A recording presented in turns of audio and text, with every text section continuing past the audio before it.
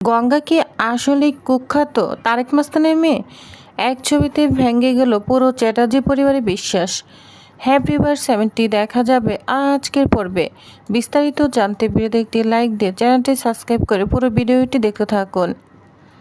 গল্পের শুরুতেই আমরা দেখতে পাবো তারেক মাস্টার নাইটিজের এক কুখ্যাত অপরাধী যার নামে 19টি খুনের মামলা ছিল। অনিমেষ জানালেন সেই তারেক মাস্টারকে একসময় এনকাউন্টারে হত্যা করতে বাধ্য হয়েছিলেন তিনি। এরপর তিনি অর্জুনকে প্রশ্ন করেন, গঙ্গা যে তারেক মাস্টারের মেয়ে হতে পারে তথ্যটি কি তোমার জানা ছিল? অর্জুন তখন বলে, তথ্য কে পাঠিয়েছে এবং তা আদৌ যাচাই করা হয়েছে কিনা? অনিমেষ শান্তভাবে জানায়, মেঘনাথ চ্যাটার্জির কোনো কাঁচা কাজ করেনি। তিনি সমস্ত তথ্য প্রমাণ সহ এক চিঠি পাঠিয়েছেন। চিঠির সঙ্গে থাকা ছবিগুলো দেখে সবাই অবাক হয়ে যায়। অনিমেষ বলে, ছবিগুলো তিনি প্রথমে যাচাই করেছেন, এগুলো পুলিশ ফাইল থেকে নেওয়া, তাই নকল হওয়ার সম্ভাবনা খুবই কম। এই মহিলা তারেক মাস্তানের রক্ষিতা সুদীপ্তা মণ্ডল। তারক এবং সুদীপ্তার একটি মেয়ে ছিল। আমার ধারণা সেই মেয়েটাই গঙ্গা হবে, কারণ সুদীপ্তার মুখের সঙ্গে গঙ্গার মেয়ের আশ্চর্য মিল রয়েছে। অনিমেষ বুঝতে পারছিলেন এত বড় সত্যি মেনে নেওয়া অর্জুনের পক্ষে সহজ নয়। তবু তিনি বলেন, আমি জানি এগুলো বিশ্বাস করা তোমার পক্ষে কঠিন, কিন্তু আমার ধারণা গঙ্গার মেয়ের অতীতে এমন কিছু রয়েছে যা এতদিন সবার কাছে লুকিয়ে রয়েছে। অর্জুন তখন মনে করার চেষ্টা করে, গঙ্গার তো কোনো ভাই বোন নেই, সে একমাত্র সন্তান। তাহলে কি সত্যি গঙ্গার তারেক মাস্তান আর সুদীপ্তা মণ্ডলের মেয়ে? এরপর সিন্ধুজা বলে, তাহলে কি গঙ্গাকে এখানে পাঠিয়েছে প্রতিশোধ নেওয়ার জন্য? যদি গঙ্গার মা ছোটকাল থেকে গঙ্গাকে প্রতিশোধের জন্য তৈরি করে থাকে, গঙ্গার এই বাড়িতে আসাটা কি তাহলে শুধু একটা পরিকল্পনা? অনিমেষ বলে, নিশ্চিত করে কিছু বলা যায় না, গঙ্গাই সবচেয়ে ভালো বলতে পারবে। তবে একটা বিষয় পরিষ্কার, গঙ্গার মা অনেক গুরুত্বপূর্ণ তথ্য গোপন করেছেন। তিনি চাননি তার অতীত কারো সামনে আসুক, কিন্তু এত বড় একটা সত্য লুকিয়ে রাখাও তো ঠিক নয়। এরপর অর্জুনকে অনিমেষ বলে, আমি জানি তোমার মানসিক অবস্থা খুব খারাপ, কিন্তু একটা বিষয় মেনে নিতেই হবে, এই অবস্থায় গঙ্গা কোনোভাবেই পুলিশ বিভাগে যোগ দিতে পারবে না। যা শুনে অর্জুন মনে মনে খুব কষ্ট পেতে থাকলে উপরে প্রকাশ করতে পারে না। যা শুনে সিন্ধুজা অনেক রাগান্বিত হয়ে যায়, বলছে, দাদা আজকে না আমাকে কেউ আটকাতে পারবে না। ওই মা মেয়ের আসল উদ্দেশ্য আমি একদম জেনেই ছাড়বো। ওই মেয়েটা সবার এত বিশ্বাস কেন অর্জন করেছে এখন আমি বেশ বুঝতে পারছি। আমাকে আজকে কেউ আটকাতে পারবে না। এই বলে গঙ্গা এবং গঙ্গার মা বাইরের রুমে অপেক্ষা করছে, সেই রুমে তেড়ে যায়। পিছনে অর্জুনও আসতে থাকে, মামা বলে ডাকতে থাকে, কিন্তু সিন্ধুজা অর্জুনের কোনো কথাই শোনে না। এরপর গঙ্গা সিন্ধুজার অবস্থা দেখে অবাক হয়ে যায়, বলছে, কি হয়েছে বড় ম্যাডাম? তখন বলে, কি হয়েছে বলছো? তখন গঙ্গার দিকে আঙ্গুল তুলে চিৎকার করে বলে, এখনো কিছু বুঝতে পারছো না? পুলিশের চাকরি করবে বলে সবাইকে ঠকিয়েছ। তোমার মতো একজন প্রতারকের না জেলে থাকা উচিত। যা শুনে গঙ্গা পুরো অবাক হয়ে যায়, বলছে, ম্যাডাম আপনি কি বলছেন? আমি তো কিছুই বুঝতে পারছি না। যা শুনে সিন্ধুজা আরো বেশি রাগান্বিত হয়ে যায়, বলছে, কি এমন ভাব করছো যেন কিছুই বুঝতে পারছো না। এই বলে টসে গঙ্গাকে চোর মারে। গঙ্গা তখন একেবারে অর্জুনের কাছে ছিটকে যেয়ে পড়ে। অর্জুন গঙ্গাকে ধরে বলছে, মা এসব কি হচ্ছে? তুমি এসব কি করছো? তুমি গঙ্গাকে মারছো কেন? গঙ্গা তখন বলে, স্যার কি হয়েছে?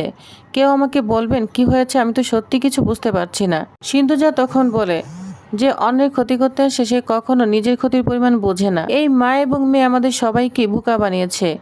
গঙ্গা চ্যাটার্জি বাড়িতে এসেছে প্রতিশোধ নিতে। গঙ্গা তখন বলে, প্রতিশোধ? প্রতিশোধ শব্দটা শুনে গঙ্গা অবাক হয়ে যায়। তখন বলে, স্যার কিসের প্রতিশোধ? সিন্ধুজা তখন বলে, শোনো, তোমার আর কোনো কথাই আমরা ব্যাখ্যা দিতে চাই না। নিজের জিনিসপত্র গুছিয়ে একদম মায়ের সঙ্গে বাড়ি থেকে বেরিয়ে যাও। গঙ্গা তখন বলে, না ম্যাডাম, আপনার কথায় আমি বাড়ি ছেড়ে কোথাও যাব না। আমাকে এই বাড়িতে স্যার এনেছেন, আমার এবং মায়ের দায়িত্ব নিয়ে উনি এখানে এনেছেন। তিনি কিছু না বলা পর্যন্ত আমি কোথাও যাব না। আগে প্রমাণ হোক আমাদের অপরাধটা কি, তারপর আমি নিজেই সিদ্ধান্ত নিব আমি এই বাড়িতে থাকবো নাকি চলে যাব। এখনো কিন্তু আমি চ্যাটার্জি বাড়ির বউ আছি। সিন্ধুজা তখন অর্জুনকে বলে, অর্জুন তুই কি এখনো নীরব থাকবি? ওকে কি কিছু বলবি না নাকি? তখন অর্জুন মনে মনে বলে, কি যে করব কিছু বুঝতে পারছি না। অর্জুন নীরব থাকে, কিছুই বলতে পারে না গঙ্গাকে। গঙ্গার মা তখন বলে, আপনারা বড়লোক হতে পারেন, কিন্তু তাই বলে আমার মেয়েকে চোর প্রতারক বলার কোনো অধিকার নেই। এটা শুনে সিন্ধুজা আরও চিৎকার করে ওঠে, বলছে, চুপ, একদম চুপ, নষ্ট মেয়ে মানুষ। নিজের মেয়েকে প্রতিশোধ নিতে বাড়িতে পাঠিয়েছ, আবার বড় বড় কথা বলছো। যা শুনে গঙ্গা একেবারে অবাক হয়ে যায়। তখন বলে, ম্যাডাম কি বলছে এসব? কিছুই তো বুঝতে পারছি না। গঙ্গা তখন তার মায়ের সামনে দাঁড়ায়, বলছে খবরদার আমার মাকে নিয়ে এরকম অপমানজনক কথা একটাও বলবেন না। আর আমার মায়ের গায়ে হাত তোলার সাহস আপনি কোথা থেকে পেয়েছেন? তখন সিন্ধুজা বলে, একদম চুপ, তুই জানিস তুই কে? তুই তারেক মাস্তানের মেয়ে, তোর মা ছিল তারেক মাস্তানের রক্ষিতা। আমাদের উপর প্রতিশোধ নিতেই তো তোরা এই বাড়িতে এসেছিস। গঙ্গা যেন নিজের কানকে বিশ্বাস করতে পারছে না। তখন গঙ্গার মা বলে, আপনারা কেন এসব কথা বলছেন? কে তারেক মাস্তান? আমি কাউকে এ নামে চিনি না। আপনারা কেন আমার নামে এসব কথা বলছেন? সেই তখন থেকে আপনারা আমাদের নামে জানা তাই বলে যাচ্ছেন। আমরা কোনো অন্যায় করিনি। অর্জুন সবকিছু দেখলো, কোনো কথা বলতে পারছে না, কারণ স্টাডি রুমে দেখা সেই ছবি আর পুলিশ ফাইলের তথ্য তার মনে গভীর সন্দেহ তৈরি করছে। যা শুনে অহনা তো অনেক খুশি হয়ে যায়। অহনা তখন ব্যাপারটাকে আরো এনজয় করতে থাকে আর বলে, শুনুন, আপনারা বারবার অর্জুনকে দিয়ে নির্দোষ প্রমাণ করতে কেন চাচ্ছেন? যদিও সত্যি নিশ্চিত হতো তাহলে অবশ্যই চুপ থাকতো না।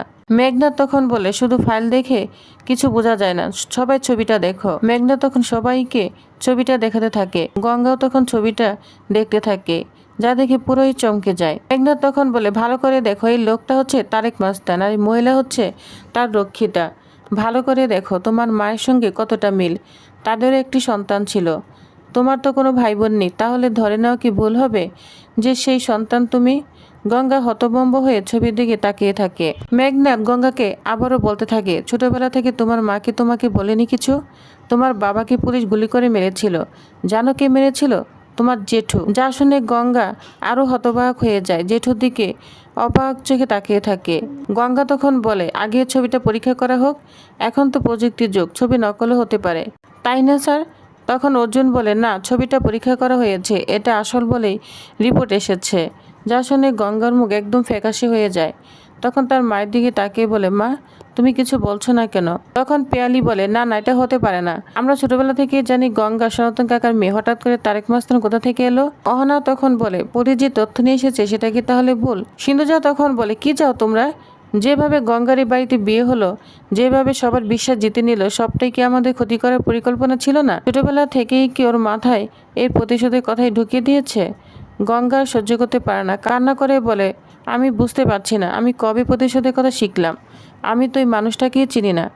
আমার বাবা তো সনাতন পাল। মেঘনাথ তখন বলে, ঠিক সেই কারণে আমি আগে থেকেই সনাতন বাবাকে খবর দিয়ে এনেছি। তিনি এলে সবার সামনে সত্যিটা পরিষ্কার হয়ে যাবে। প্রয়োজনে ডিএনএ পরীক্ষাও করা হবে, তখন তার কোনো সন্দেহ থাকবে না। গঙ্গা চোখে জল মুছে বলে, হ্যাঁ, বাবা আসুক, বাবা সবার সামনে বলুক আমি তার আর মায়ের মেয়ে। তারপরে যদি আপনারা বলেন আমি নিজেই এই বাড়ি ছেড়ে চলে যাব।